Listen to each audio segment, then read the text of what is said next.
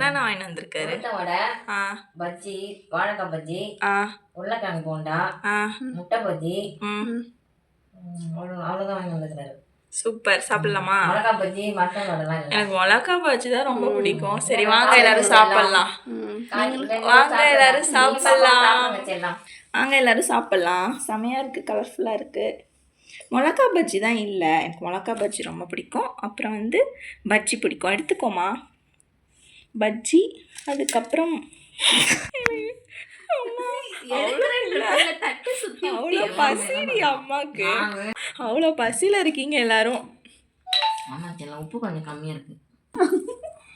அடுத்து எதை எடுக்கலாம் பிளான் போட்டுட்ருக்கா. இந்த மாதிரி சைஸில் வடை பார்த்துருக்கீங்களா? இந்த கடையில் மட்டும்தான் போட முடியும். என் கையிலே பாருங்கள் எவ்வளோ குட்டியாக இருக்குது வடை.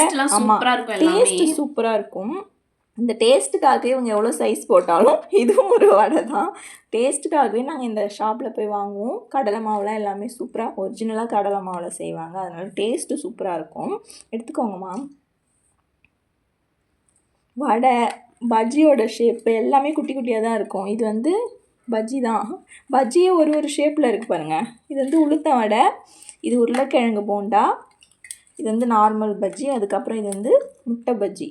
மிளகா பஜ்ஜி, மசால் வடைலாம் மிஸ்ஸிங். மசால் வடையும் நல்லா குட்டியாக இருக்கும், செம்ம குட்டியாக இருக்கும். அது பார்த்தீங்கன்னா இன்னுமே உங்களுக்கு இவ்வளோ குட்டியாக இருக்கான்னு தோணும். அது ஒரு நாள் நாங்கள் வாங்கி பார்த்துருக்காங்க. ஏன்னா டேஸ்ட்டு குவாலிட்டி அது நல்லா இருக்கும், அதனால இங்கே இது வாங்க. கீரைலாம் போட்டிருப்பாங்க மசால் வடையில். டேஸ்ட்டு கீரை போட்ட மாதிரி தெரியாது, சூப்பராக இருக்கும் எல்லா டேஸ்ட்டுமே.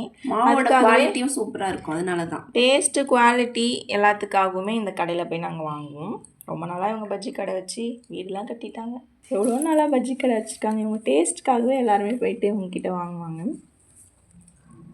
பேக் போட்டுக்கலாமா? வைக்கமாக்கா, வெளியில் பார்க்கலாமா? இன்னைக்கு உப்பு தான் கொஞ்சம் கம்மியாக இருக்கு. டேஸ்ட் எல்லாமே சூப்பராக இருக்கு.